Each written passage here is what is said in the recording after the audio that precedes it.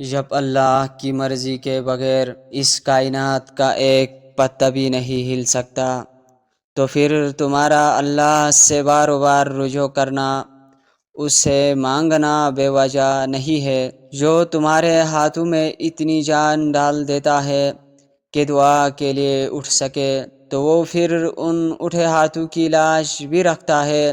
سب کی کہانیاں اللہ کے ہاتھ میں ہے۔ پھر پریشانی کیسی؟ وہ جو پرندوں کو ہوا میں تنہا تھامتا ہے، وہی آپ کے مستقبل کو بھی تھام لے گا۔ جو اللہ نے تمہارے لیے لکھ دیا ہے، وہ امتحان کے لیے تم سے دور تو جا سکتا ہے، لیکن کسی اور کو کبھی نہیں مل سکتا، اور جسے دعا میں مانگا جائے اسے تمہارا نصیب بھی تم سے نہیں چھین سکتا۔ وہ ہر حال میں تم تک پہنچ کر رہے گا۔ ہمارے لیے 24 گھنٹوں میں 5 بار اللہ کو یاد کرنا بہت مشکل ہے، لیکن ہم چاہتے ہیں کہ اللہ 24 گھنٹوں میں ہر پل ہمارا خیال رکھے، ہمیں ہر نقصان سے بچائے، ہمیں ہر اس چیز سے نوازے جس کی ہمیں خواہش ہے۔ دیکھیں، اگر آپ یہ معلوم کرنا چاہتے ہیں کہ آپ اللہ کے نزدیک کس مقام پر ہے، تو پھر دیکھ لو کہ اللہ نے آپ کو کس کام میں مصروف کیا ہوا ہے، تو بس وہی آپ کا مقام ہے۔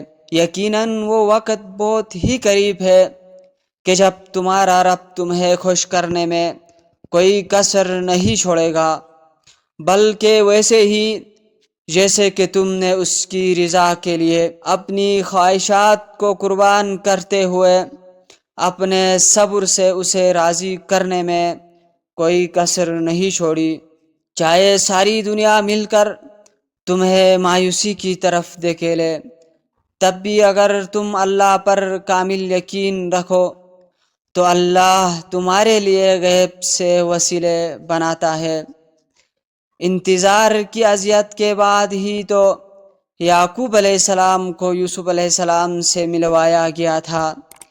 جسے سزا سمجھ رہے ہو، اس دیری میں تمہارے لیے بہتری چھپی ہے۔ جو شدت سے مانگا جائے وہ ضرور ملتا ہے۔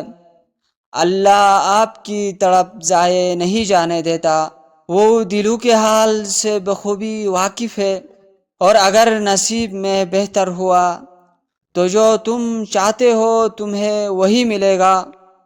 اللہ سے مانگنا ہر کسی کے نصیب میں نہیں ہوتا۔ اگر تم مانگ رہے ہو تو یہ اللہ کی دی ہوئی توفیق ہی ہے، تو پھر اداس مت ہو۔ جس نے توفیق دی ہے وہ بہترین وقت پر قبول بھی ضرور کرے گا۔ جس کے ہاتھ میں تمہارا نصیب ہے وہ معجزوں کا بادشاہ ہے، اسے بہتر کوئی منصف نہیں۔ وہ کہانی کا رخ جب چاہے جہاں چاہے موڑ سکتا ہے، وہ نصیب کا ہر لفظ بدل سکتا ہے، وہ زندگی کا ہر پہلو تمہاری چاہت کے مطابق بنا سکتا ہے، بس تم اس کی رضا میں راضی رہنا۔ دیکھو، آج اگر زندگی مشکل ہے تو کل کی آسانی کا وعدہ بھی اللہ نے کیا ہے۔ اللہ سے مانگو، خوب مانگو، وہ تمہیں بہت جلد امید سے بھر کر نوازے گا۔ دل مشکل میں ڈوبا ہو، سوچ فکروں میں الجھی ہو، تو اللہ سے دعا کرنا اور اتنا توکل ضرور کرنا کہ وہ رب تمہاری تمام دعاؤں کو دھیان سے سنتا ہے اور جواب بھی دیتا ہے۔